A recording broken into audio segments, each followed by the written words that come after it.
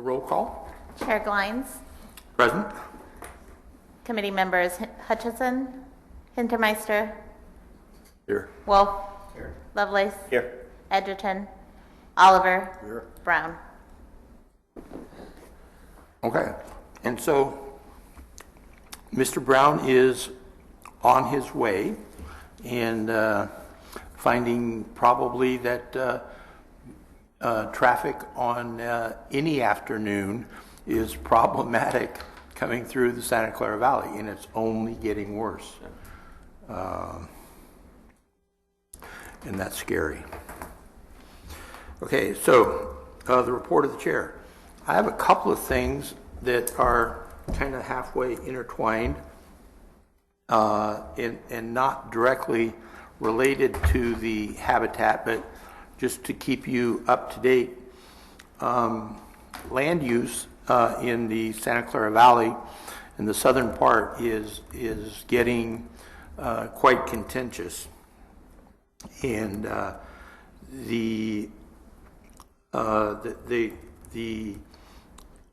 so two updates. One, the Morgan Hill Urban Service Area expansion is due for a hearing on March 11th before LAFCO, and that's in the southeast quad, and that's basically Tenet and the freeway out there. And some folks believe that it's taking away viable farmland, and the city is moving forward with it, and encountering some opposition, but they're hoping their trump card of a Catholic high school here in Morgan Hill will win the day. We'll see. And then Gilroy has a USA expansion and annexation request that LAFCO took a very unusual step 2 weeks ago and sued the city of Gilroy over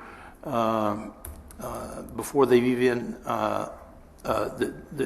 not even to allow a hearing before LAFCO, but LAFCO is saying that the EIR is just totally out of touch with reality. It's incomplete, has lots of problems, and so Mayor Perry Woodward of Gilroy and the developer, they have withdrawn that application at this time, and then two landowners have also, in another part of town, saying that the means by which the developers of the 721 acres, and that is along Fitzgerald, roughly between Monterey Road and Santa Teresa, that what happened is that their project was put in a back seat, and we're talking about anywhere between 4,000 to 7,000 new homes in North Gilroy, which is not next to any really developed area. So it's going to question, Walt, on that one. So that project is on hold also? That project is on hold now, but the Morgan Hill is still going ahead on March 11th. So that whole annexation south of Gilroy is on hold. Yes. And then you mentioned another project in Gilroy, did I understand, or were they both the same one? Well, it is, by moving forward, the city council on a 4-3 vote said if you, the developer for the 721 acres, if you pay to move this forward in planning, so the developer agreed to pay approximately $500,000 to the city to jumpstart the application. And the EIR, and I was one of the three people who commented in an EIR scoping meeting, it's they're not beginning to address the real problems. Yeah, and that, from what I understand, that annexation for Gilroy was never factored in the take calculations for our plan either. And I'm sure so it would lead to a major amendment of our plan if they wanted coverage, yeah, for all their ESA, CESA issues. Okay, and I didn't realize that. Okay, and so then the other is the most recent meeting of the governing and implementation board was canceled. Was that a lack of a quorum problem? Lack of a quorum, yes. Yes, for the governing board, we need 2 triggers for the quorum, both a pure majority and representation from the 4 municipalities. We could not get a representative because Rose Herrera had a conflict, and she's usually the one that shows up, and we could not get anyone else from the city of San Jose. We've talked to the mayor's office about that, and hopefully this won't happen again. But it's a concern we have. All right, and so that's my report. And other members, Dick, do you have anything for the good of the group? Nothing to report. No. We're moving ahead faster. Then also, this is now the time for anyone, members of the public, to have anything to say if you want to say. Thank you. And then, so the first item of business is to approve the minutes of the November 5, 2015 meeting. Can I get a motion and a second? I move. Second. Thank you. All those approved? Aye. Aye. The motion passes unanimously. Item number 2, selection of the 2016 Public Advisory Committee Chair and Vice Chair. We talked about this briefly at the last meeting, and I'm willing to move forward. If anyone would like to step up, I would be glad to step aside. Sounds good to me. So, I agree with Jan. Yeah. okay. So, course. can we have a motion and a second? Move. Second. Okay. All those approved? All those in favor? Aye. Aye. Aye. Motion passes unanimously. Item number 3, AB 1600 Development Impact Fee Report for the fiscal year 2014-15. Quick question. Is there someone to be a vice chair? I mean, or did we? Oh, it's the same? Yeah. Okay, Yeah, sorry. we'll just carry on. It's the slate. Yes. Sorry. Yes, sorry. Sorry about Should we that. break it down? Just No, It no, can it's be okay. one. Yeah. I missed that, sorry. No, we were, communicating, brain. Okay, so the impact fee report. Yes, good evening, Public Advisory Committee members. The recommended action, this is the AB 1600 Development Impact Fee Report for fiscal year 14-15. The recommended action is to review the AB 1600 Development Impact Fee Report for fiscal year 2014-15. In 1987, the state enacted Assembly Bill number 1600, adding section 66,000 to the government code. This law requires that any jurisdiction imposing development impact fees must report certain information each year. In accordance with this requirement, staff is presenting the annual impact fee report for the fiscal year ending June 30th, 2015. In April 2013, a joint exercise of powers agreement was formed creating the Santa Clara Valley Habitat Agency. During fiscal year 2014-15, the Habitat Agency commenced operation and impact fees were assessed and permits were issued for project-specific impacts to habitat plant species. The attached report includes the AB 1600 Development Impact Fee Report, a description of the fee funds, a schedule of fiscal year 2014-15 fees as reviewed by the Governing Board of the Santa Clara Valley Habitat Agency, and a summary of the fiscal year 2014-15 development impact revenues and expenditures.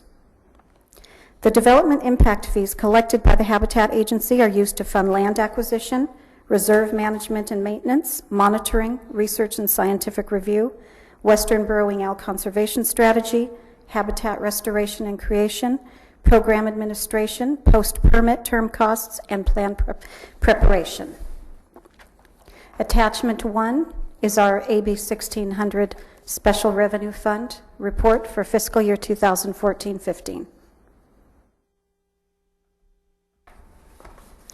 Attachment 2 is a description of our impact fee funds. Would you like me to go over them all, or? Is anyone, No? Is there any way that you can put that on the screen in front of us? Because I don't have a copy of the.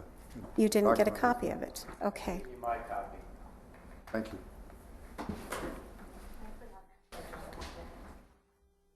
Just one moment.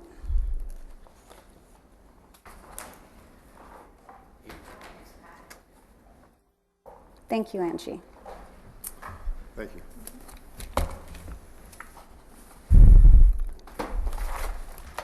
I'm moving to attachment 3, which is the Habitat Agency fee schedule, June 1st, 2014 through June 30th, 2015. Yes. And finally, our attachment 4, which is our 2014-15 revenues and expenditures. The funds, by the way, have been combined. We have reports that show general funds received, AB 1600 fees received, which is what this report is, but these are combined. And that's all. does anyone have any questions? Dick, would you like to pause for just a minute so you can look them over? Well, I'd like to kind of a recap, as it looked like we had total expenses of $1,747,000, Correct? and we had income of $7,700,000. Yes, correct.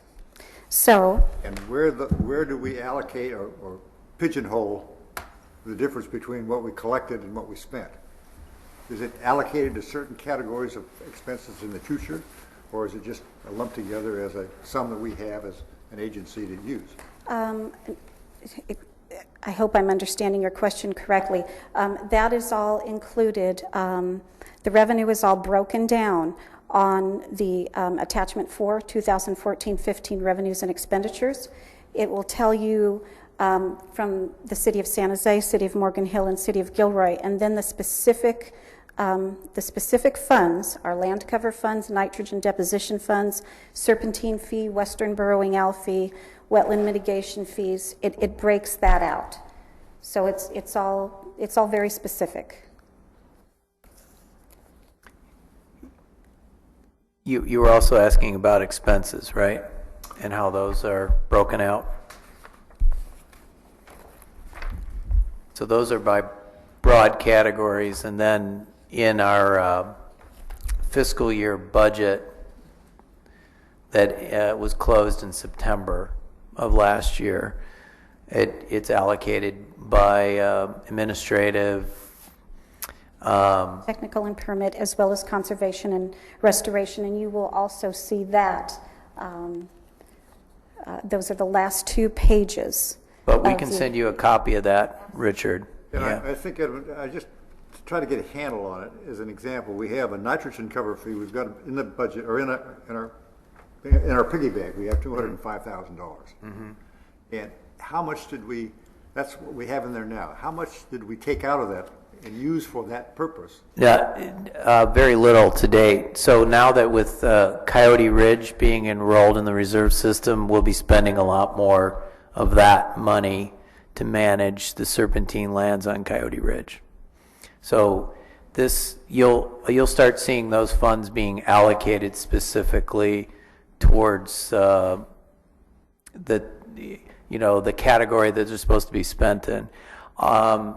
Some of the fees, the way the fees are split up too, is that some of them are set aside, all of them are set aside for administration, endowment creation, and reimbursing the co-permittees for plan preparation, the 8 years to get us here.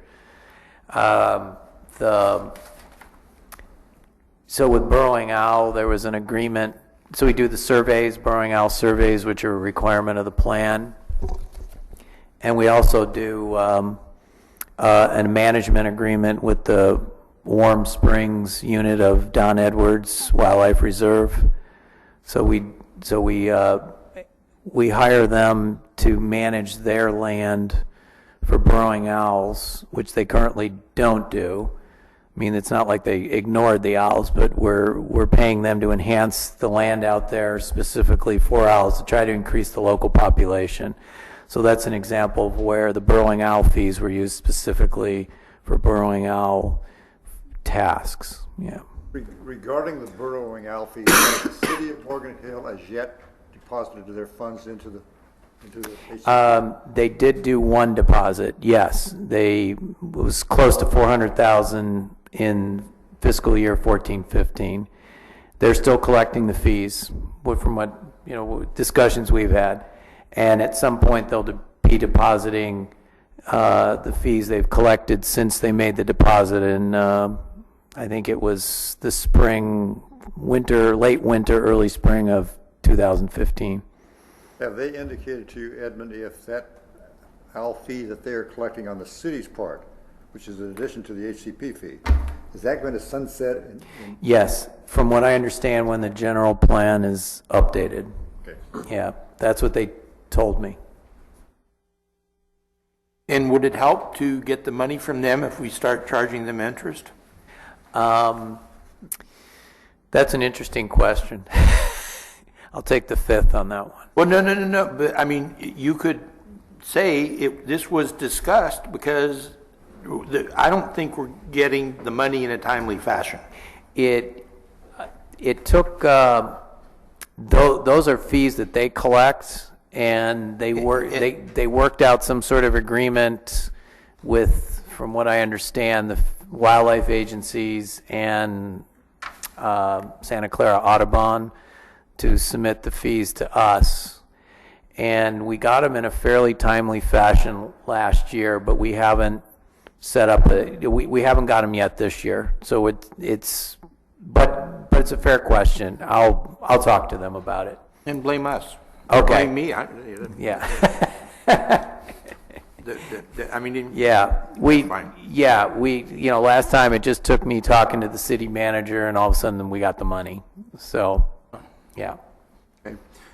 Any other questions? I just have a comment as a new member on the committee. I appreciated the format of the report and having the background of AB 1600, so it helped me understand what's going on. Good deal. Yeah, we can send you all that stuff. And yeah, it was helpful. Yeah, I just had a kind of general question, just for my own education. I don't follow assembly bills and all that stuff that closely, but for this kind of report, I mean, who is the intended audience of this report?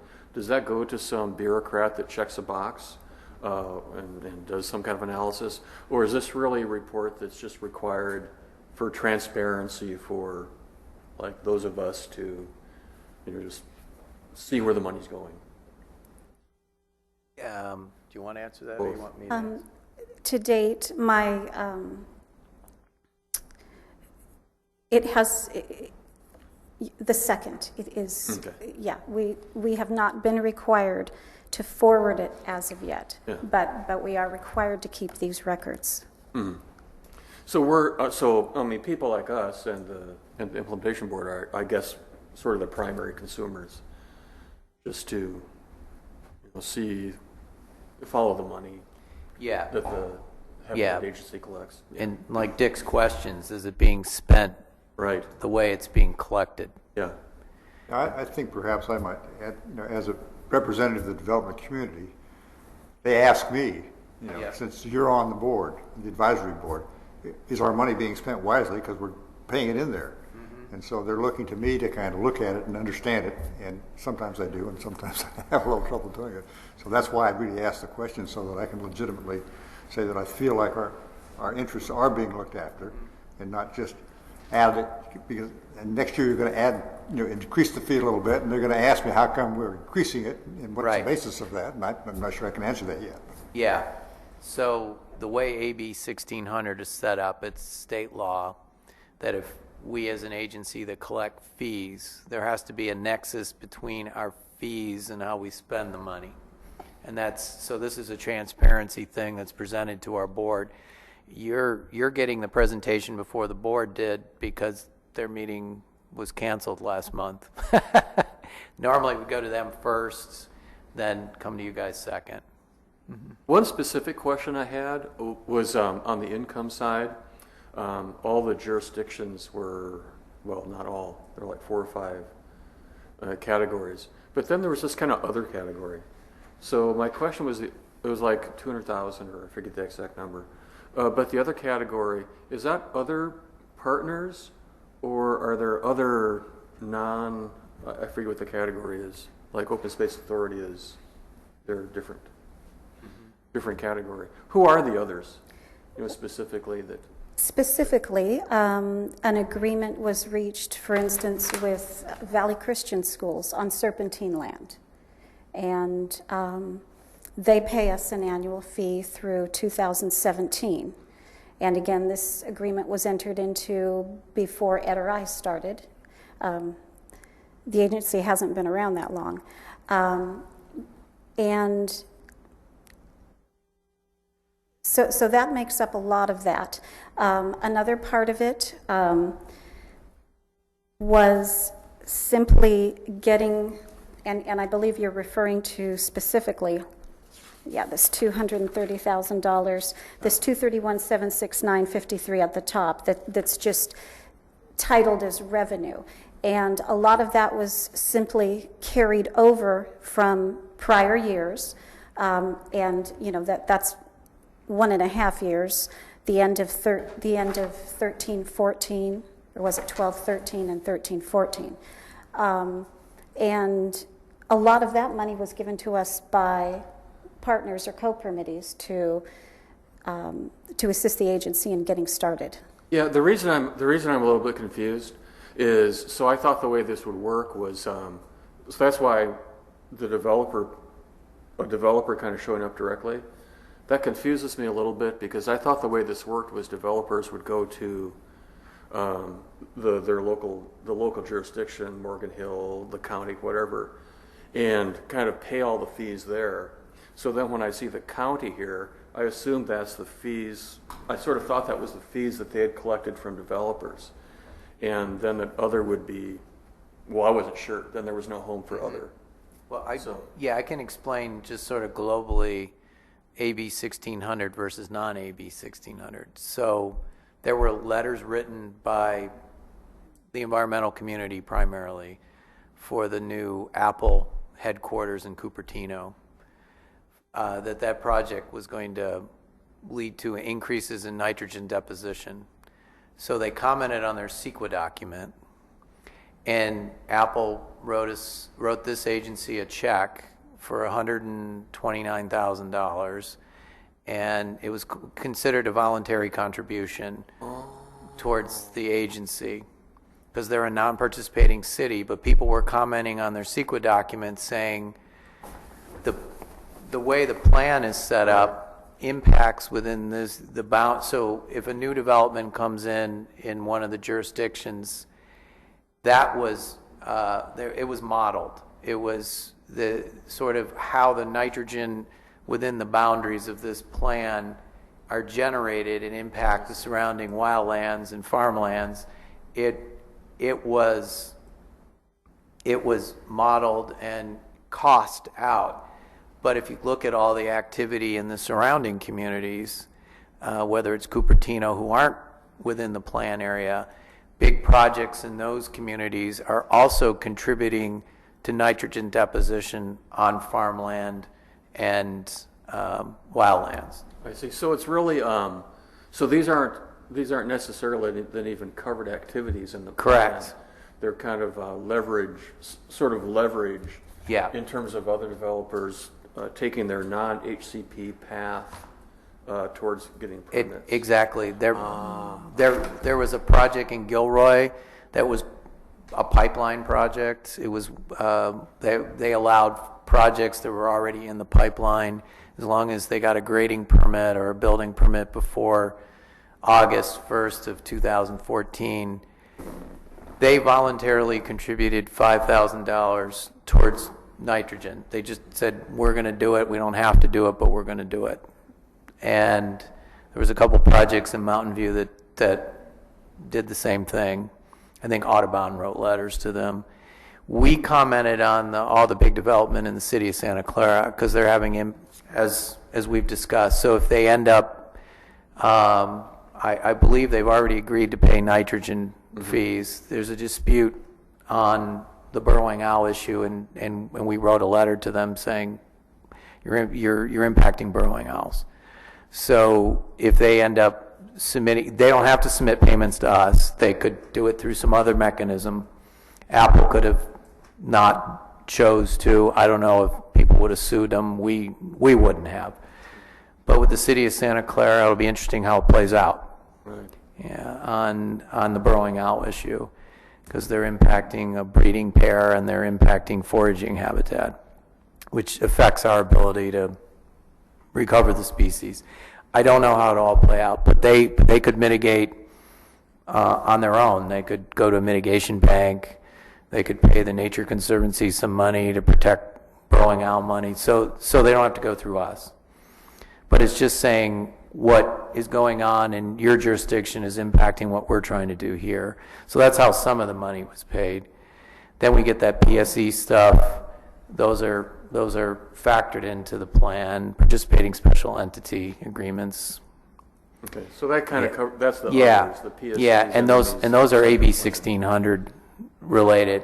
But that burrowing owl money that the city of Morgan Hill gave us, that was a voluntary contribution to us, because they were sitting on that money for a long time and said, why don't we give it to the agency? They're tasked with protecting and enhancing burrowing owl land.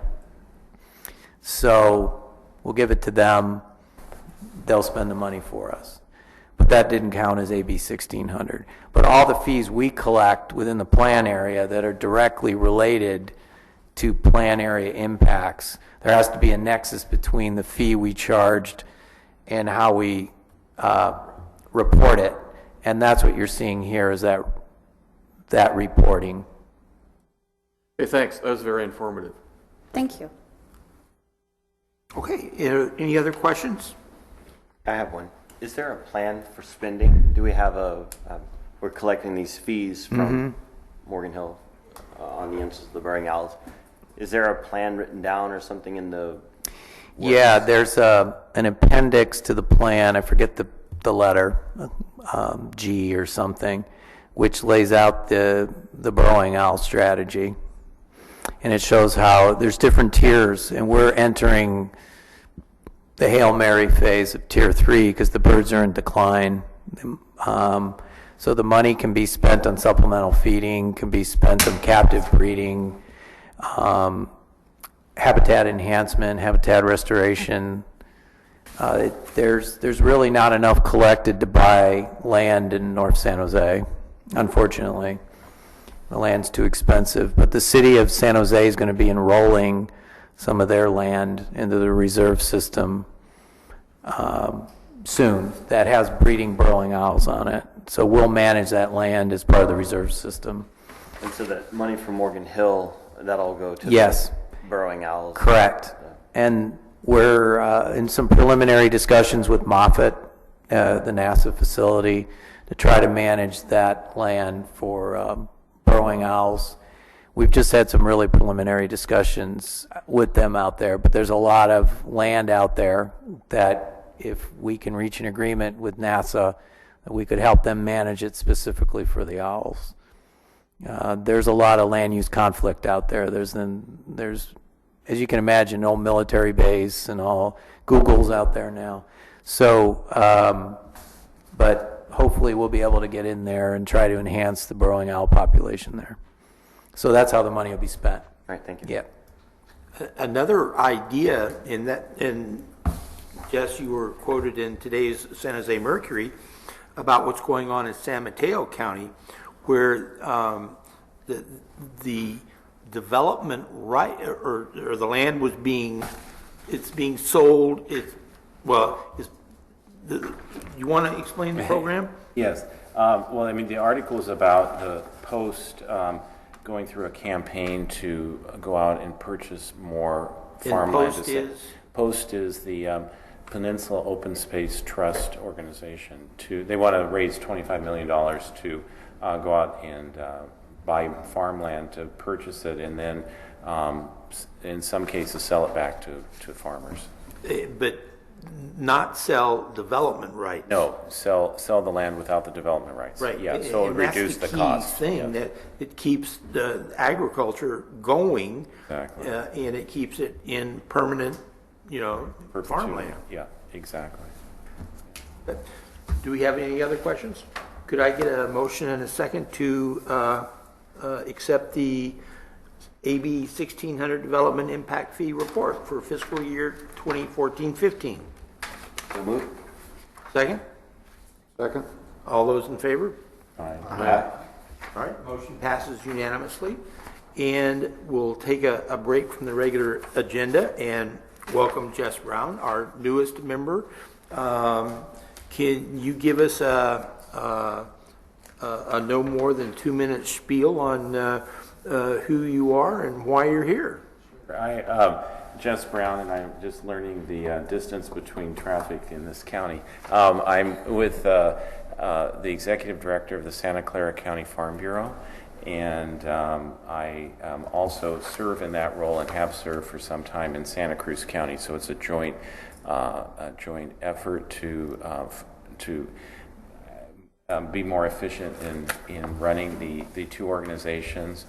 I have had the opportunity to serve on various committees and organizations throughout my career, and I look forward to becoming more involved in Santa Clara County. But you're also from the Merck story. It's the three. Yeah, I should have said that. It's the 3 counties is now being run under one management. Yes. Boy, you can put a few miles on your car. So, but I'm looking forward. I've been in this role in Santa Clara County since April of last year, and so I'm really looking forward to continuing to do more. Thank you and welcome aboard. Thank you. Okay, if we can go on to the next item. To review fiscal year 2016-17 development fee adjustments. Edmund, is that you? That is me. So, as you know, the fees go up automatically per board. I think it was one of the first resolutions that they passed when this agency was created. So fees go up automatically every year, or not, based on the CPI and the housing price index for the region. So these increases are broken down into the 3 fees that fund land acquisition will increase by 6.4%, and the other 2 fees, which are the nitrogen and the burrowing owl, they will go up 2.6, or excuse me, the serpentine and the nitrogen, they will go up 2.6% for fiscal year 15-16. So these fee increases will be in effect July 1st of this year. Edmund, could you relate what the CPI went up and what the housing prices went up?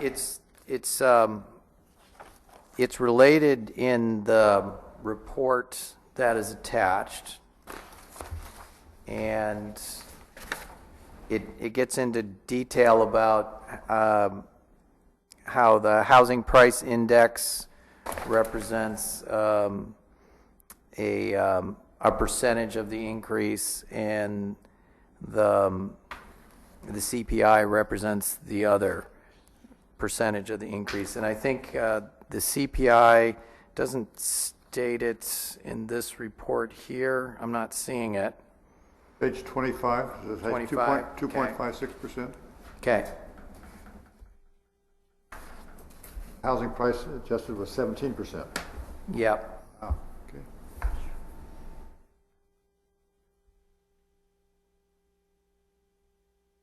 You want to editorialize on that?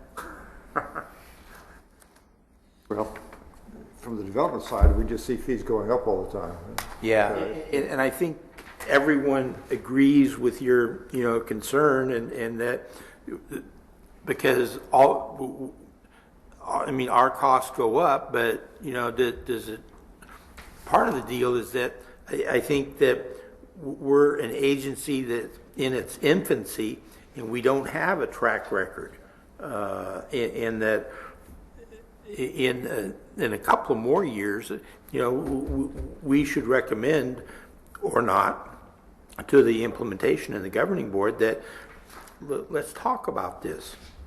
Well, it's an interesting dynamics because we look at the housing price index and there's no question it's going up. And one of the reasons it's going up is because the supply of land is going down. And as LAFCO and our own agency and other environmental agencies restrict the ability to change low-use land in agriculture purposes or fallow land to housing, that kind of impacts the amount of land that you have, so that the price of land goes up. But in reality, if there's no land available for the developers to buy, because we can't change the zoning because of LAFCO or whatever the case is, technically, our land that we buy for environmental purposes ought to go down because they can't sell it to anybody else. But I'm not sure it works that way. No. I can, and Craig can chime in here too. Some of the appraised values that we've seen on private land that we're appraising for acquisition. Unreal. Yeah, a rancher can't afford it. Because we talked to some ranchers about some partnering with us on maybe buying. The Nature Conservancy hooked us up with a couple ranchers that might be interested in buying some land. They said, well, we'd be interested in leasing it from you. So the price per acre prices out the rancher. Jess was talking about the San Mateo program, and there's a reason for that. You think land is even higher in price in San Mateo. So South County, there is still some, along Highway 152, some of the land there is relatively inexpensive, I guess, for the region. But when you talk about that Coyote Ridge area or the area of San Jose east of 101 towards Milpitas, we're looking at land prices of $10,000 to $15,000 an acre. In the Coyote Ridge area just outside of San Jose and Morgan Hill, we're looking at land prices $7,000 to $9,000 an acre. So it sort of gives you an idea of it's going to be tough for us. We are shaking all the bushes, and I'll talk about that in my EO report, of trying to get different funding partners to help us with land acquisitions, because there are willing sellers out there right now. You all in the real estate world probably know some of these already, but it's just trying to get the funding lined up. And yes, the zoning is restrictive within the foothill areas of the county, so it's not super attractive for a developer to buy them, and a lot of these lands, because of the price, make it difficult for organizations like ours to purchase them. So you see that reflected in the fee increases of the price of land around here. And it is a chicken or egg thing, Richard. I agree. As land becomes scarce, the price goes up, and the affordability of this area.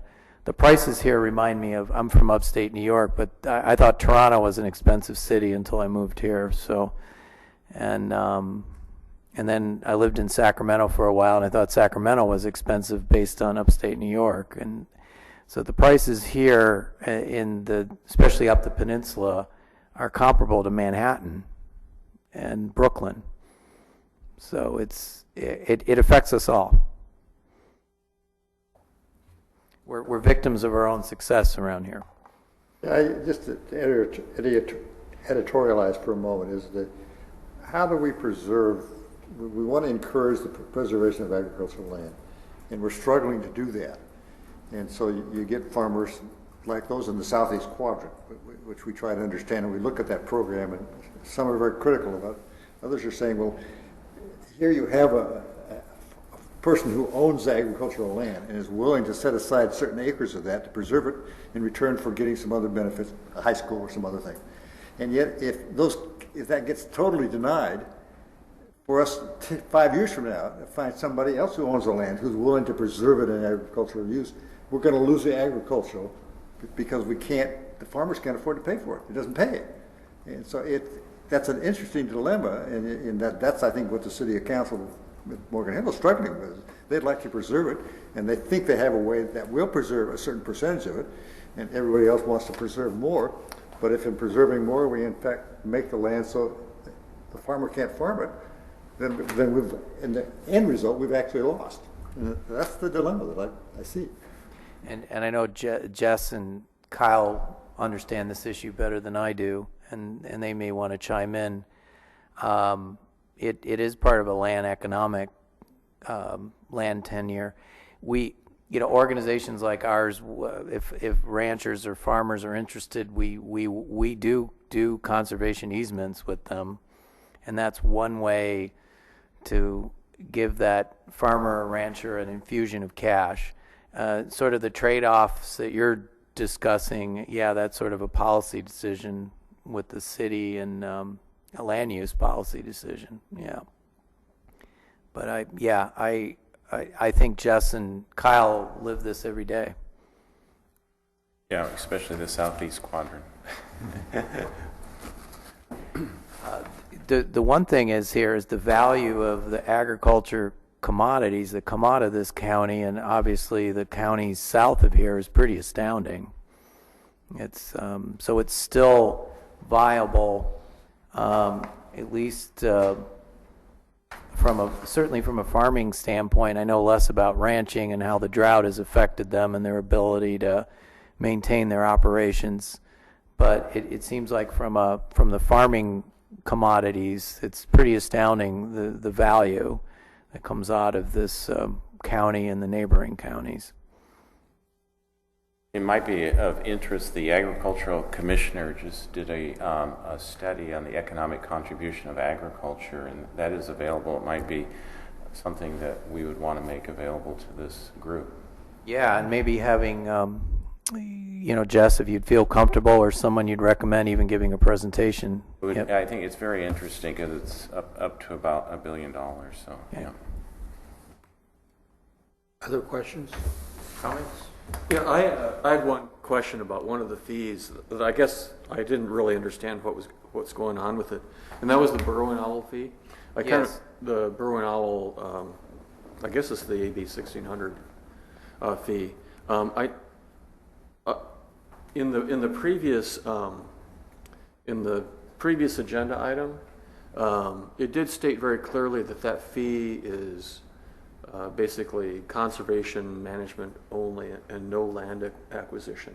And then that kind of is carried forward in this estimation of the fee increases with respect to how the fee was calculated based on the two indices.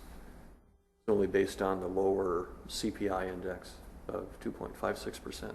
So, but I guess I was a little bit surprised by that, just because, land is one of the issues for burrowing owl. So I would have thought that our burrowing owl fees would have been going into acquisition. So how does land get acquired then for burrowing owls? Does that just come out of the land cover fees, or there's suitable habitat for them in South County, believe it or not, and some of the even you look at the rest of the UTC property. Mm-hmm. If managed correctly, it's suitable for burrowing owls. I was at a Farm Bureau event at the Castro Valley Ranch 2 years ago, and I saw ground squirrels everywhere on that road driving up to Castro Valley Ranch, but no burrowing owls. Mm-hmm. And there's suitable habitat on the Sargent Ranch. I don't know about some of these other big properties like Richmond Ranch, There's some suitable habitat on county parks. So as these lands get acquired, we're technically acquiring suitable burrowing owl habitat, but the owls around here like to hang out in North County. So it's figuring out a way to expand the population, or worst case scenario, translocate the population. But the studies on that have been mixed and there's been failures, so it's risky. So the land cover fees are designed to buy land that technically you could say is suitable for the owls, and a lot of ranch land and even some farmland and parkland. I mean, like parkland, like soccer fields, are suitable for the owls, but it's just getting them out of harm's way in nests down here. They do overwinter in South County, and they overwinter in the foothills on both ranges. But I think that's, I mean, you're kind of putting your finger on the burrowing owl paradox. That is, all this land, from the point of view of the burrowing owl biologist, looks like ideal habitat. But apparently from the point of view of the burrowing owl, not so good. But that's kind of where we are. Yeah. And maybe there's a breeding pair somewhere that it's on private land, we don't know about it, and that could be the foundation of something beautiful. I think that's the tier 3 point of view there. Yes. Yeah. So that's why we're thinking of funding supplemental feeding studies to try to do supplemental feeding on overwintering habitat to encourage breeding in those areas. Mm-hmm. It's craziness when you think about it. Yeah. But it's been done successfully in other places, really? so we're hoping it'll work here. Yeah. So getting them more protein by feeding them mice. Well, so not reinventing the wheel, are there other things that are working elsewhere that we should be looking at? Because we're beyond the crisis point. Yes. Of burrowing owls. We are, yeah. So we work with Lynn Trulio. She's one of the renowned experts. She's a professor at San Jose State. We're also going to have a experts symposium. We're going to try to get people from Canada and Arizona and other areas of North America who study burrowing owls to come here and speak. And one day would be a traditional workshop where the public would be invited, and then the second day would be like a brainstorming session with just us and these experts to look at ways of trying to turn it around for the owls. So the fees are high to sort of pay for all that stuff, all the tier 2 and 3 stuff to try to sift through the research and to do these management plans outside the plan area, because there's owls at the lake shoreline and at Moffett and at the airport and at Warm Springs. They're all outside. All those areas are outside the plan area. Thank you. Any other comments? And do we need action to recommend the increase be in there? No. It's just more to listen to comments. It's more for me to hear your side of things, and I would say, Walt, in March you could report to the board that there is some concern about the automatic increase. Obviously for us to keep pace with land, this is my bias, for us to keep pace with the land increases, that automatic increase is important for our sustainability. But I understand where it's a problem for the development community. Thank you. I get it. Okay, so the next item is the fiscal year 2016-17 budget schedule. Yeah, and this is the important date for you all is Thursday, March 17th, which will be the budget workshop. It'll be the same as last year. We'll do it before the board meeting. So I think we're thinking about 1 o'clock as the start time. And there were several members from the PAC who came last year, and that's great. And we'll talk about things like fee projections and expenses and what we'll be spending the money on.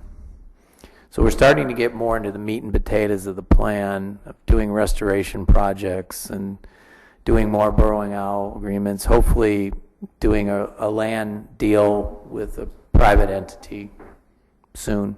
Oh, great. Assume you'll send out an email on the details on that? Yes, Angie's going to send out a FYI to the PAC and the 2 boards. She just did. All right. Wow. Thank you. And executive officer report.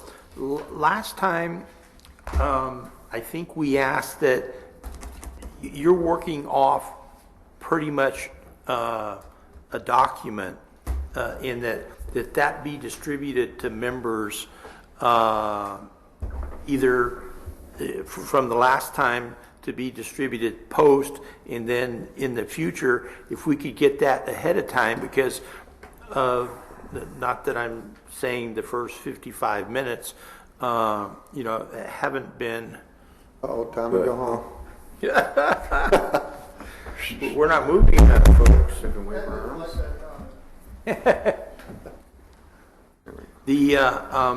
I get more good nuggets of information from what you're telling us. Okay. Yeah, we'll definitely, Angie will send this out to you. So what you're telling me is you want it ahead of time. Well, it'd be nice because and then we could respond even ahead of time to say, this I don't quite understand, this I tweaked, and I find in other government agencies that I work with on boards that it's always for the chief administrator to know ahead of time questions and have a chance to answer them, because that my knowledge is limited, and so why spend the time of everybody to bring one member up? Yeah, today? these are just highlights of what's been going on since our last meeting. So it's just my notes that I use to orally update you on things. So it's not anything I'd want to be. I'm okay with giving it to people, but usually I prepare them a couple days before the meeting. Well, that's fine. Okay. I mean, does that make sense to you folks? Okay. Yeah, as long as you're okay with getting them. Yeah, because I just wrapped them up today. Well, Yeah. exactly. Yeah. And it may not work, and so you can say, hey, not in the report.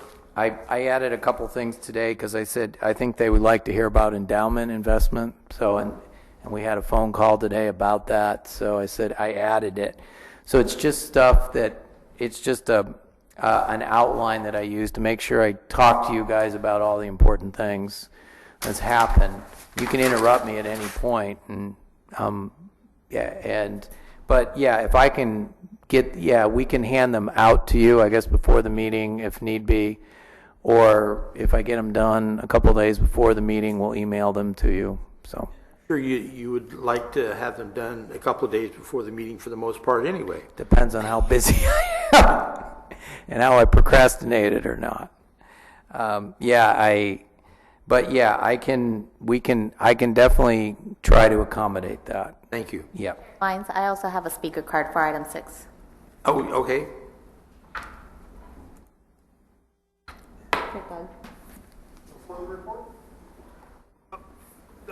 Yes.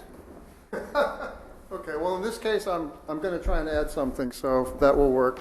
Thank you, Chair. Good evening, committee members and staff. For the record, my name is Doug Muirhead. I live in Morgan Hill. Comment and a question. The comment is, since you did mention the Agricultural Commissioner's report, in the last month, both the Board of Supervisors Policy Committee, Hewlett, and LAFCO received a presentation from Commissioner Deviney on his report, and the County Planning and Open Space Authority then also gave a status report on the grant they received for sustainable agriculture, where they will be putting together in the next 2 years a framework that would then improve our chances of getting additional state funding for doing things like money for easements. So that's just information. A couple of weeks ago, the U.S. Army Corps of Engineers came to town to do a public input meeting on their environmental impact statement for the Yagas flood control project. And one of the presenters was the regulatory chief, Tory White. And so for fun afterwards, I went up and said there was a rumor going around that this agency and the Water District were just thrilled with the progress that had been made since she took a temporary assignment out here. And she said, well, okay. At that point, she had 3.5 weeks to go before she returns home to Florida. But she said she was working on seeing if she could get some processes put together so we would continue to be successful after she left. And so the question for the executive director is, have you received, or do you have any expectation of receiving from the Corps process improvements or anything that might be viewed as a more reliable forward progress in the future? Thank you. Good question. Yes, and Doug, is something on here in my report is talking about the regional general permit was issued to us in rapid fashion after it languished.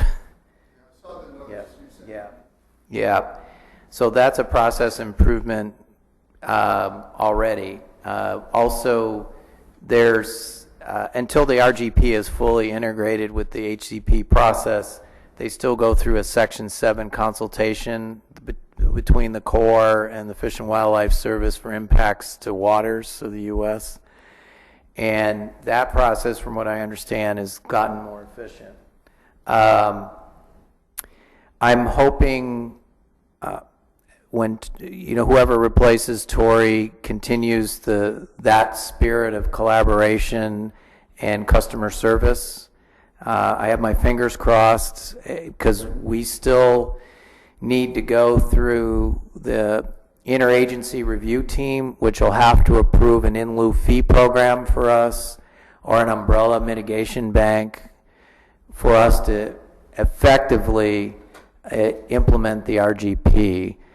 So right now we have an interim mitigation plan that Tory and sort of a more customer service solution-oriented staff was engaged in helping us to receive to at least start that process of integrating 404 and ESA impacts.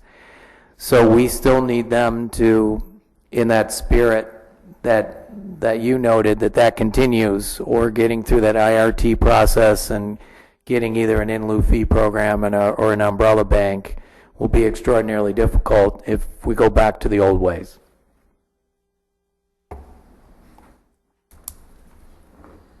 So the first item is... Ed, before you start, yes. Can I just make a comment on what the gentleman just talked about, the SALCP program, in case those that don't understand, I want to clarify so the board understands what that is. Under AB 32, when was that Schwarzenegger passed that a number of years ago, part of that was the cap and trade program to reduce CO2 emissions. And the Strategic Agricultural Lands Conservation Program is one component of that reduction of CO2. And the way they're looking at doing that is the studies have shown that agricultural land is a carbon sink. And so as part of that $1 billion first year cap or second year cap and trade income that came into the state, 40 million is going to go to agricultural easements and the purpose of it is as a carbon sink. Okay, that's a justification for it. And I've thought, because we have some lands that we're looking at using that fund, and we're starting to actively move forward on that. And I thought that there was a way that we could possibly coordinate some ag land with some nearby burrowing owl habitat. Now we can't fund it with the SALCP, but if you've got a willing farmer who is going to farm 100 acres, and there happens to be something else in there for the burrowing owl, it seems like that could be something that could be combined. Again, keeping the money separate, you have to be careful about how it was done, but I just want to make sure the board understands that there is $40 million on the table, and we will be, my organization, the Silicon Valley Land Conservancy, is looking at going after some of that. And I'm going to keep in mind about the possibility of working with this agency of trying to get some burrowing owl habitat. No, that's a good idea. You know, Coyote Valley, and I know it's controversial what happens or doesn't happen there, but there is an opportunity right there to do what you're describing, because that's another area that has the potential for nesting burrowing owls. And if there's a willing farmer there who would work with us, I'd be open to that. Yep. I have a comment to make on this topic.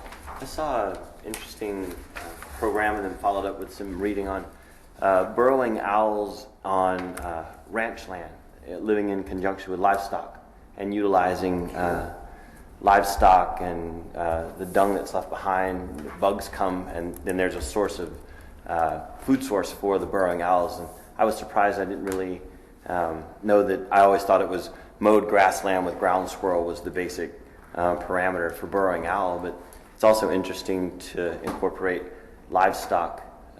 This was somewhere in the Midwest.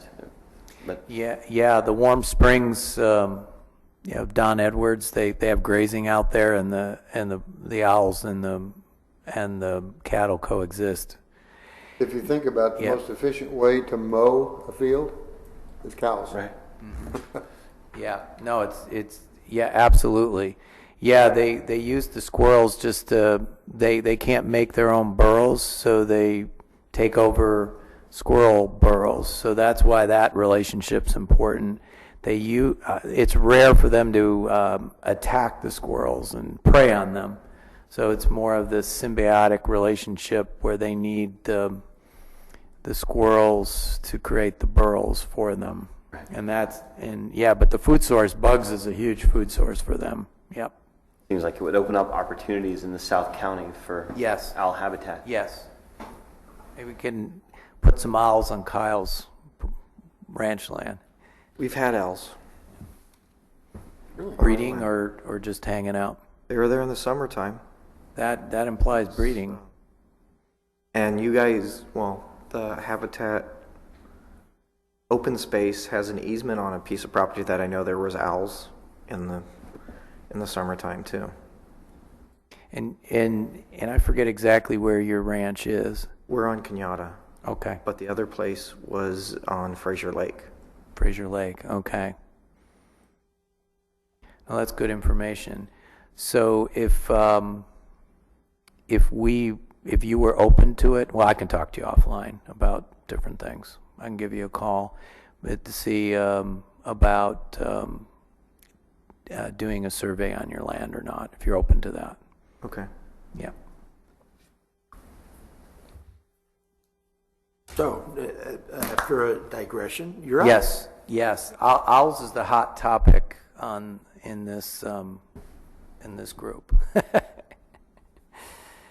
So, PAC members, some serving 2-year terms, their terms are up, and if they would like to be reappointed to a 4-year term, if they so desire, we can bring that to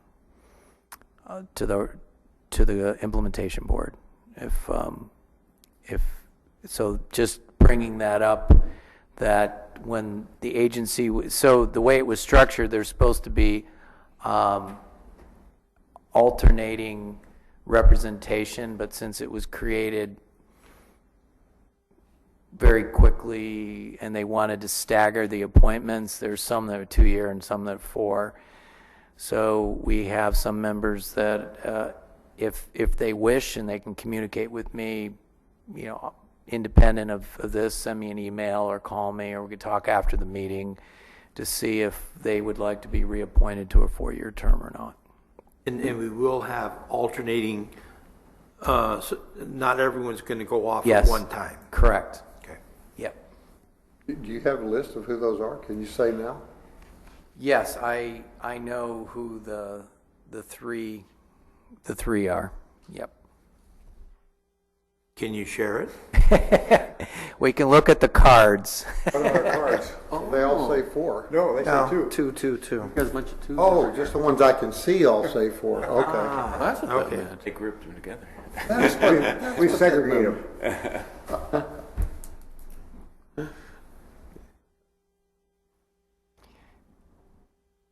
So you'll communicate with Julie? I will. Okay. Yep.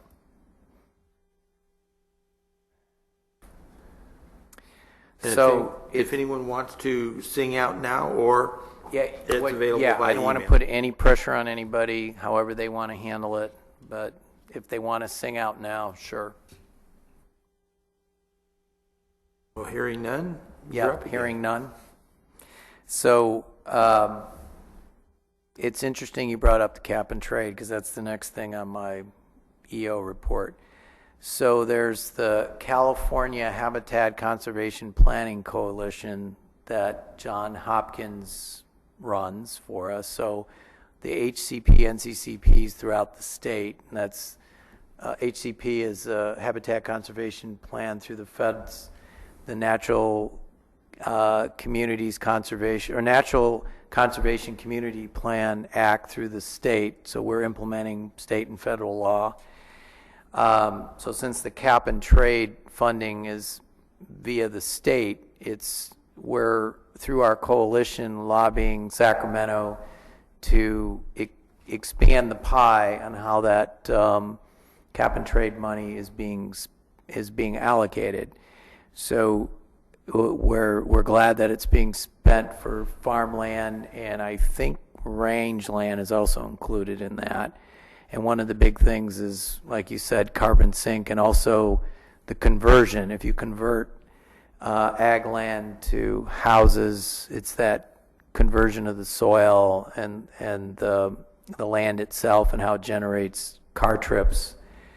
So we're trying to get ARB and the Strategic Growth Council, which manages the SALC program, and Cal EPA, we've met with all of them to make more of that $1 billion available for acquisitions through the NCCP process, as well as for just rangeland and wildland conservation in general, not just for organizations like ours, but also organizations like OSA or Rangeland Trusts or your organization, Craig. So we have starting to try to create local legislative champions, and I would ask PAC members if you have any sway with our local state representatives, that we would ask that you bring this up to them, and I will send you talking points. I'm meeting with John Hopkins and some others tomorrow to discuss sort of next steps in developing local legislative champions, and we want to involve the business community, the ag community, the environmental community to put this on the radar of our local representatives, that this $1 billion out there, that some of it will be set aside for not just wetlands and forest land, but also for grassland, oak woodlands, shrubland, desert. There's interesting research done by Professor Allen from UC Riverside that shows that soils sequester a lot of carbon. And so it's not just above ground biomass, it's below ground soils and root systems that also sequester a lot of carbon. And rangeland's a natural fit, because rangeland is not being the soil's not being dissed. And to maintain it, for cattle production is a win-win, we believe. And protecting oak woodlands and scrubland is also something we're trying, and desert land for the Southern California groups, as to try to get monies earmarked for that. So I'll be sending you guys talking points, and we'll love to coordinate with you and trying to reach out to our state reps. Just a point, is the NCCP included in the current? No. So it's not included No. at all? So you're trying to get it added in? Yeah, and we're Okay. trying to get earmarks for, in the case of this, we're just doing broadly, sort of rangeland, to make sure rangeland is truly included, and also wildlands that are included. They do have funding for wetlands, and they do have funding for forests through other programs, like conifer forests. And as you noted, the SALT program is earmarked primarily for farmland.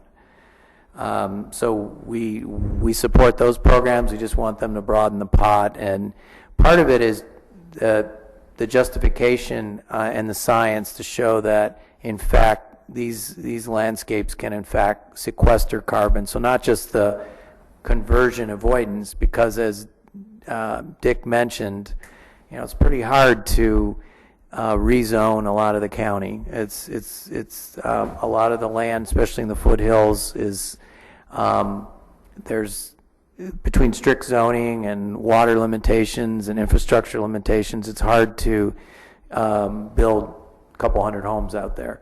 So the conversion argument is, okay, maybe if you buy 1,000 acres of land, you prevent the conversion of it, and maybe that's 10 houses, or maybe it's 20 houses. But the argument is more in managing that land for carbon sequestration and keeping the soils, by not disturbing the soils, and managing it for fire prevention and stuff like that.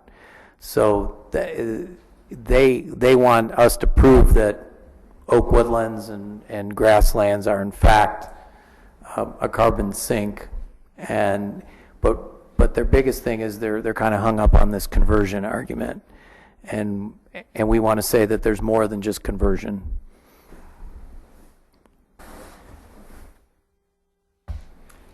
As was discussed, and you guys got the notice, we do now have the regional general permit, and it was quite, I'd say, victory for us and the region to secure this. The next step is to get the 401 certification for the regional general permit and integrate regional board actions in with the 404 and the ESA stuff.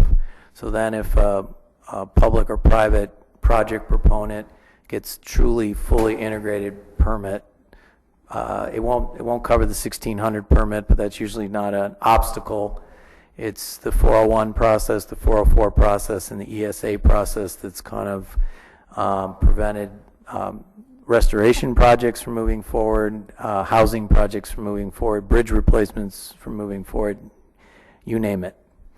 So we have a meeting with the regional boards next, whatever the 9th is, to start talking to them about integrating their 404, the 401 process now that we have the RGP. And it's one of the things that a lot of the development community and the city of San Jose and the other partners their expectations are that will happen.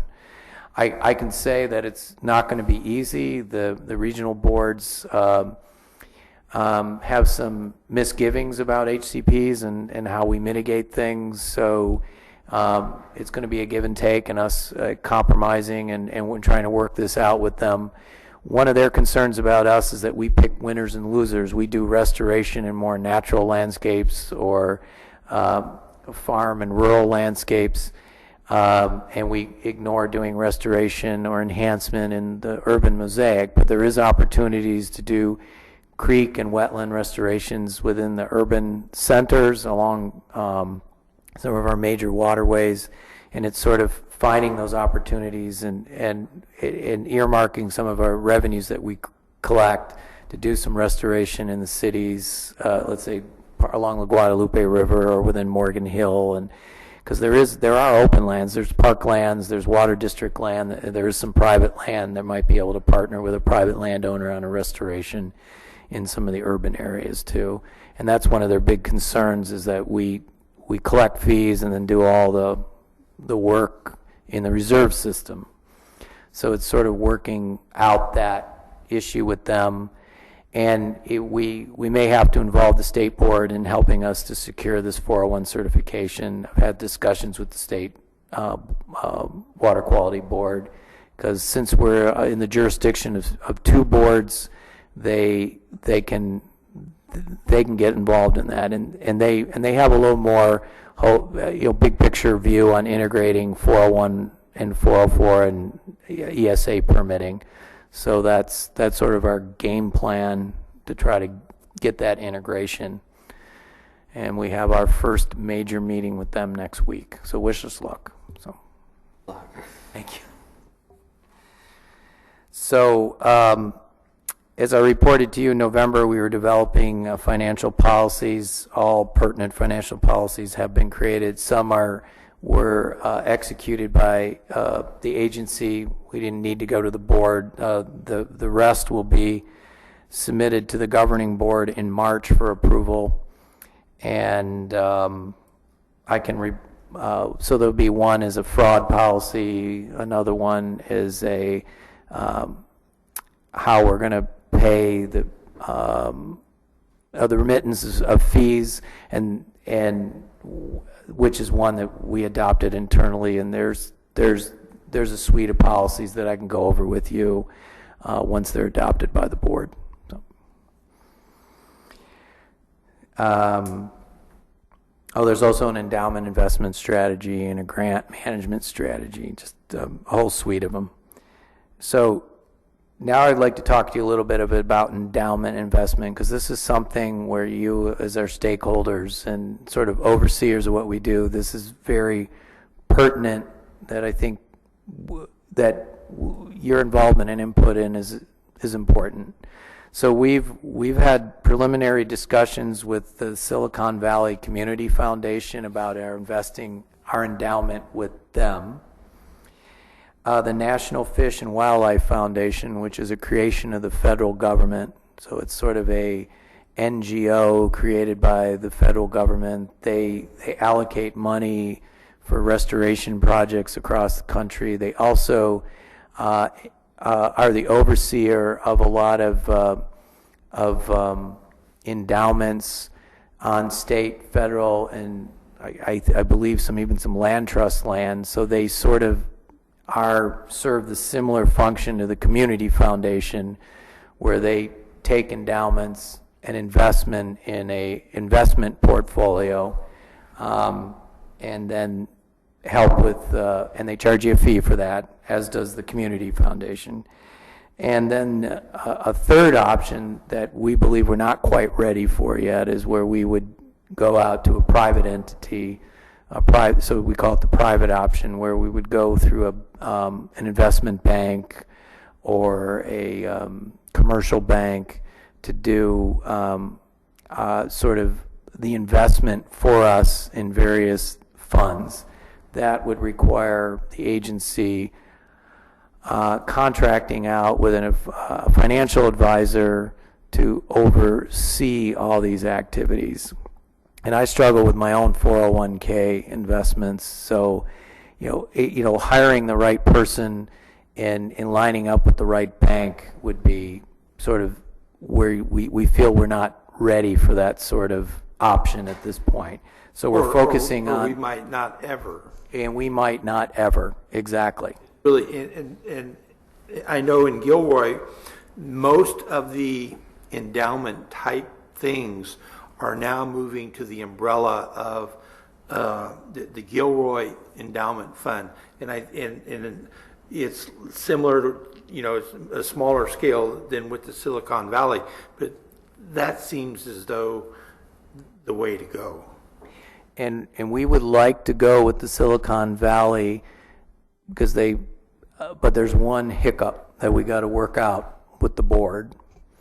We had a conference call with them today. They have two types of funds. One is which you donate the money to them, and the other is not. The one that is not, which they call a mitigation fund, and they have a couple other terms for it, you can pull it out of their portfolio at any time. That's only available for 501c3s, which we're not, or government entities that have eminent domain and taxing powers, which we do not. So we have to figure out if we want to donate our fund to them forever. And that's something that we're trying to work through. And we're going to ask if this is the option that we think is viable for us, then we're going to ask the governing board for guidance on that. And I certainly would ask for input from you all. We're not ready to make any decision. We're going to write out a very detailed report on this, on the different options. So the plus side with them is, and we're going to look into these numbers, is that currently they have a 12-quarter average on their payouts. So we would get a payout every year, and right now the payout is 5.5% I'm assuming on the interest income. So that's quite quite impressive payout, and that's after what they said their fees and inflation. That's a lot higher than what NIFWIF is suggesting. And so we need to look at, well, what's the risk involved with, what's the investment risk calculations, and just, get in the weeds on those numbers. We have somebody named Bob Spencer, who's our economic, he's an economist, and he's the one that wrote the fee increase report, and he's an expert in this sort of stuff, and he's helping us out with this. So the payout seems really good. We want to get into the weeds on that number, but then we're donating the money to them, and that's what we got to sort of figure out. If with NIFWIF you don't have to donate the money, we can pull it out at any time. So that's NIFWIF does have different risk portfolios, different levels of risk, so they can increase your short-term income, but there is more risk associated with some of those portfolios with them. So that in the coming months we're going to try to sort of figure this out and then invest our endowment accordingly. If I may comment, first of all, I was really glad of the three options that the Community Foundation is the one that you're recommending, because I think since the money is generated locally, it should be invested, so to speak, locally. I'm a big believer in the Community Foundation. I think that they manage their money well, and I know with the organization in Santa Cruz, we have 10 separate funds with the Community Foundation. I've been very pleased in both manners of an endowed fund or an agency advised fund. I think the real question is what the intent of the fund is. If it's never to touch the endowment, then putting it in there permanently is the option. And it's one way to say you're donating it to them, but really what you're doing is you are securing it forever. And you meaning the agency here, has total control of the earnings as to how it's spent. And you just can't touch the principle of it. Yes. So, yes. And to me, that's a true endowment, is you can't touch the principle. And that's what our economist was suggesting. So, and because originally he was more thinking NIFWF, the National Fish and Wildlife Foundation. And part of what attracted us to it was what you said. It's local money. It invests in local charities. Right. Yeah. Yeah. Yeah.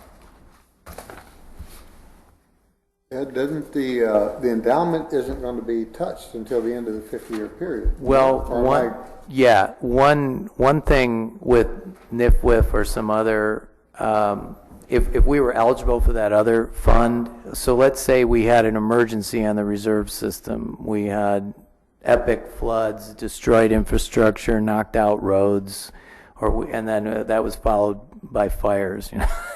So it's just if we could never. So in some cases you can borrow from the principal to kind of deal with immediate emergency needs. If you donate the endowment, you can't do that, which would mean we would have to set up a separate fund, emergency land management and legal fund, and it's not something that we're adverse to doing, but it was never factored into our finance plan.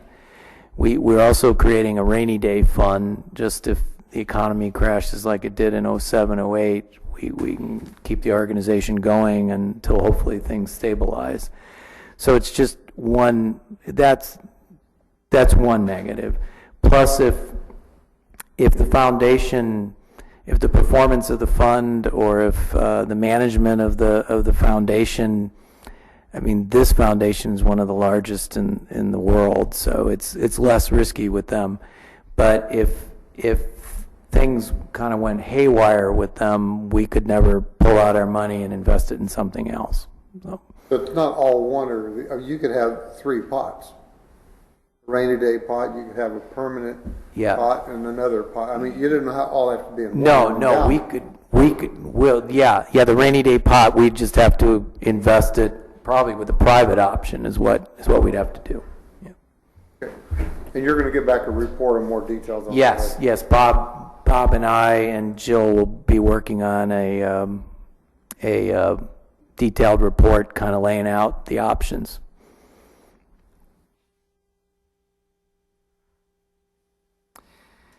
So our employee handbook was finally finished this week. Now that we have Jill as an employee and we've added a principal program manager who's Tara Donovan. She used to work for ICF, one of the consultants implementing the plan. We were fortunate enough to steal her away from them, and now she's working for us.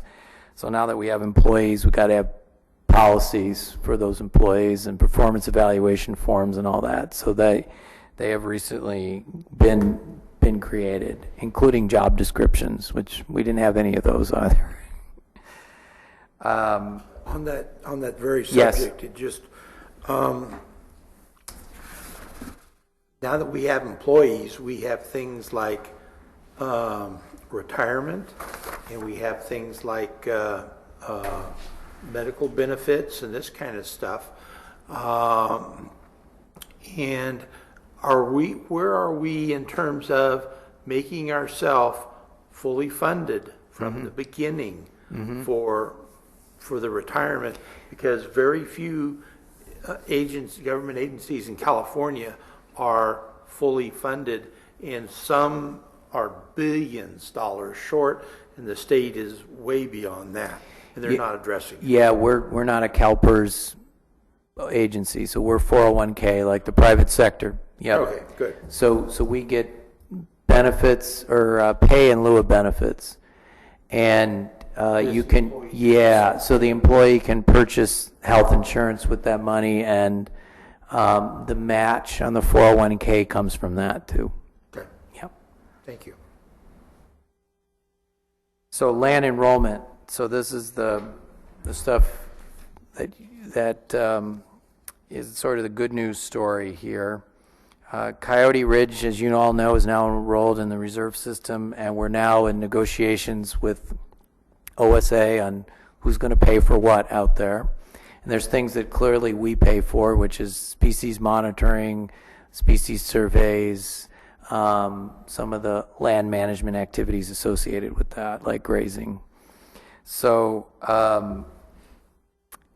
we're working out details on who's going to pay for the road maintenance and all that stuff, and we're making a lot of good progress with them in those negotiations.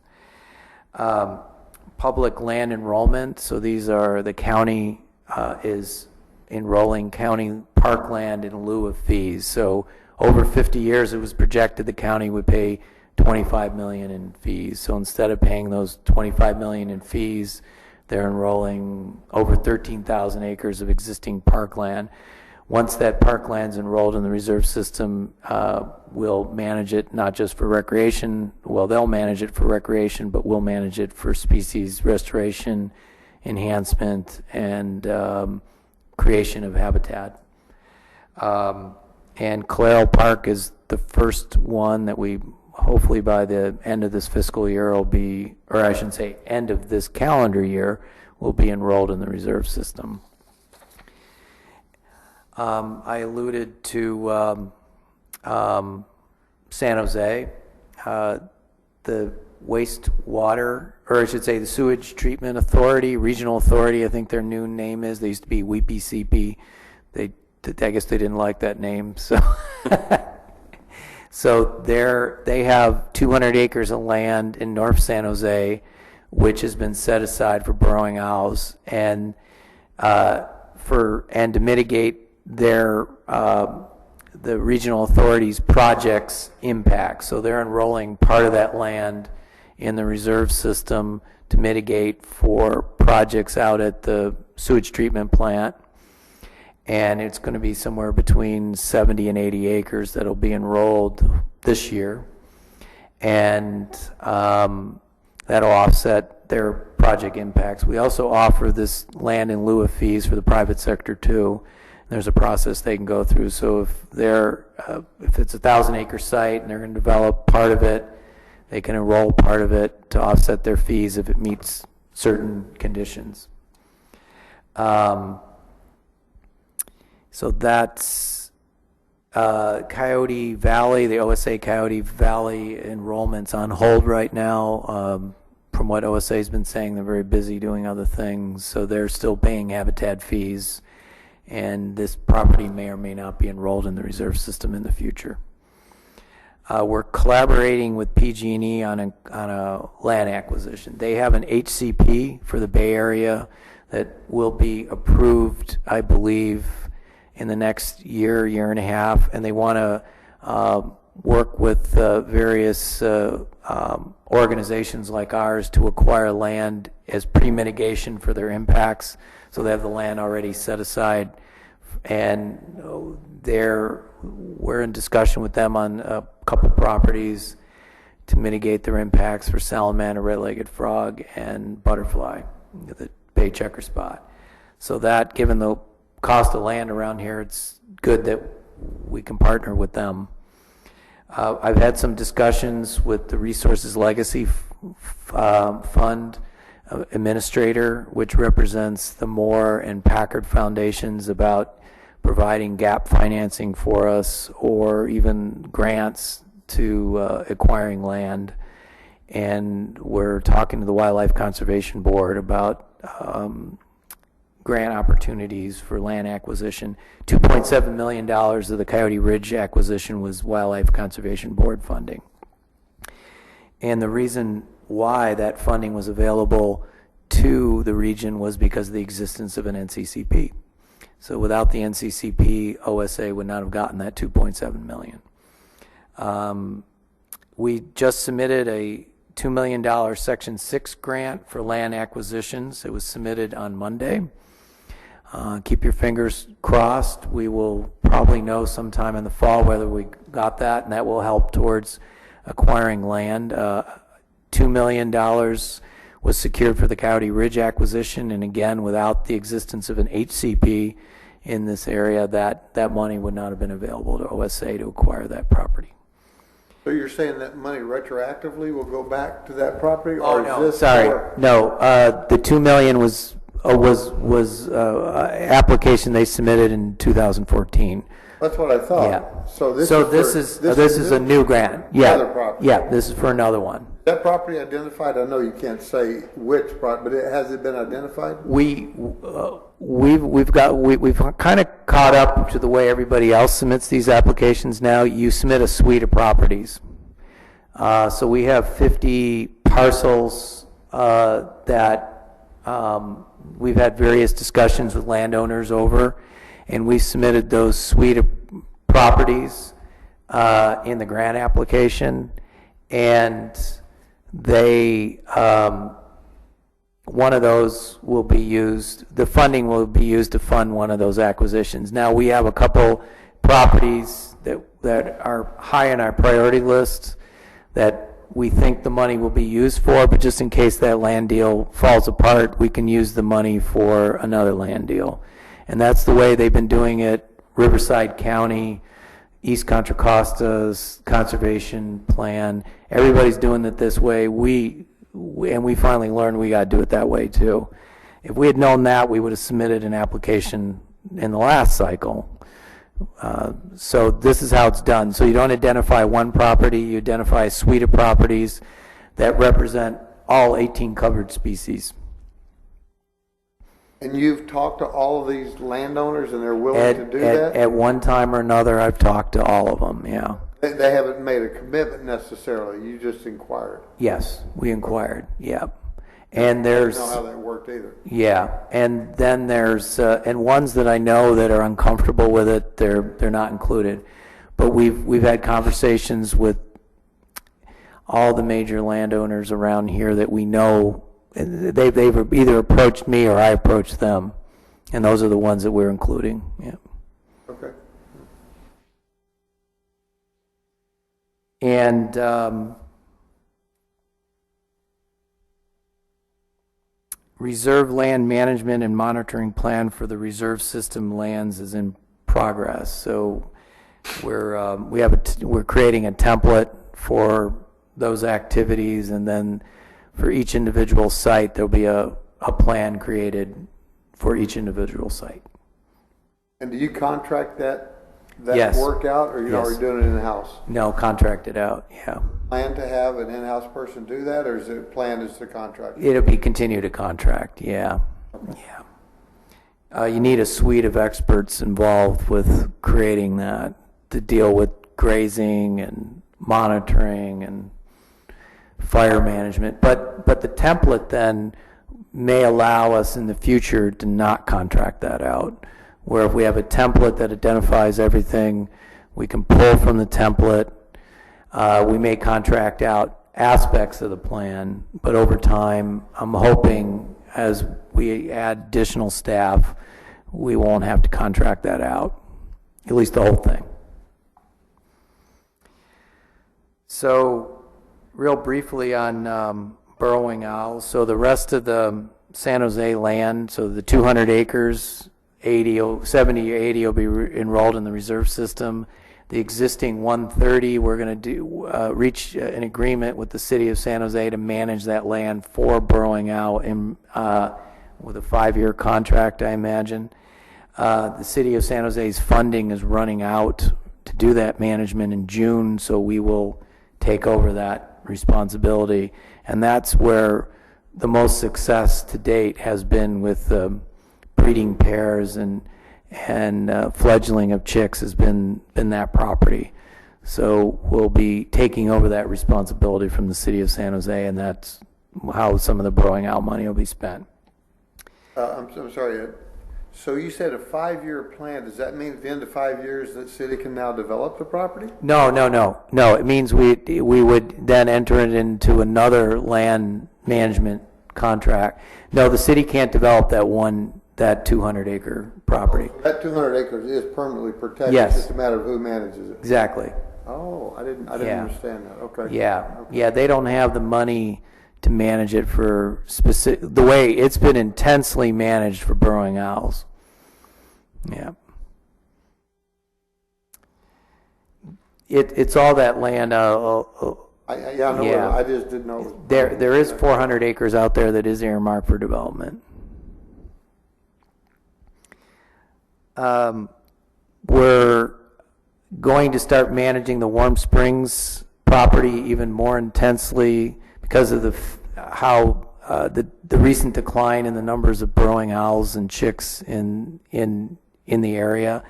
So we had a discussion with Warm Springs, and we're going to be doing more mowing out there, more weed management out there. We're going to try to do more work in some other areas of the reserve to try to enhance it for burrowing owls. So we're upping our game, and we did a contract amendment with them for this year. We'll probably be, and we're at the maximum of my authority to do an amendment. So any additional amendments to that contract will have to go to the board.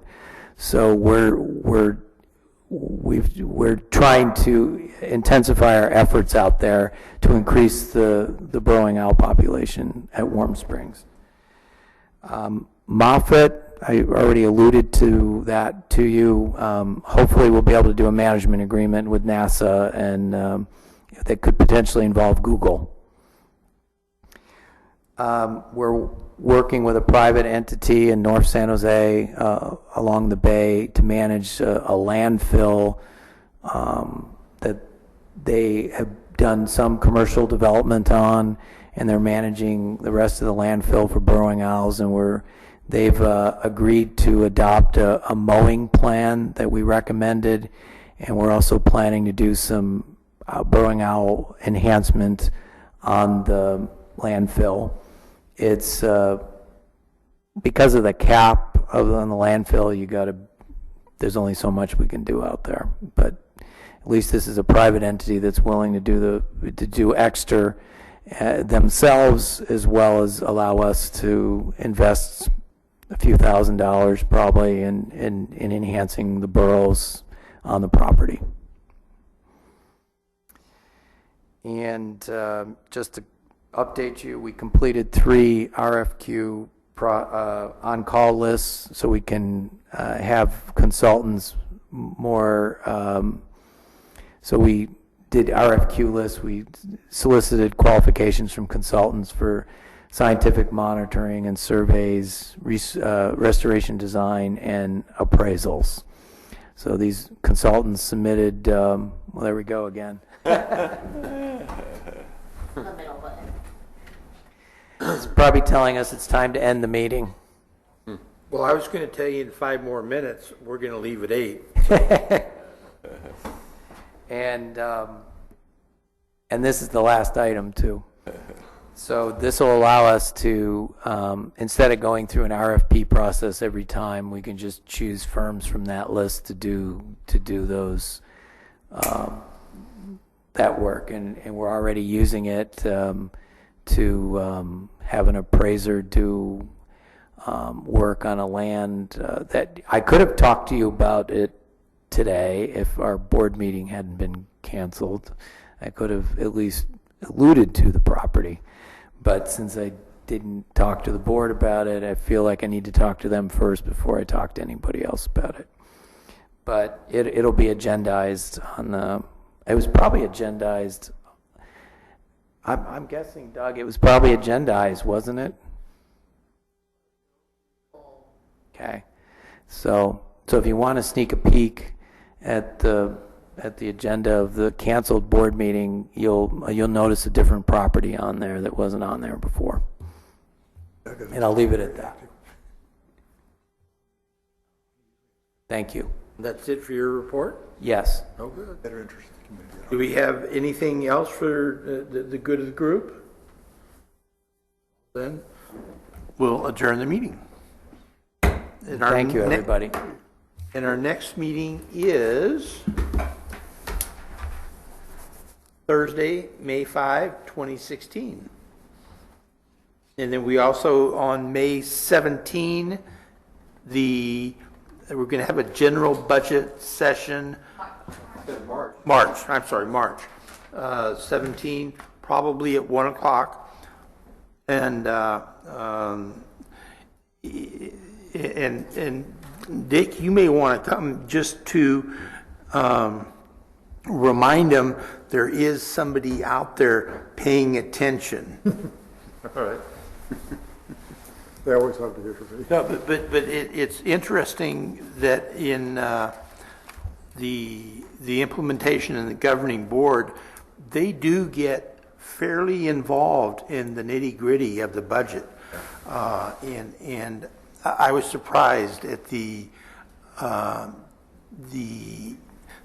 far they're drilling down. So that's a compliment to you too. Well, thank you. Ridiculous. All right, so go home, we'll let the lights go out.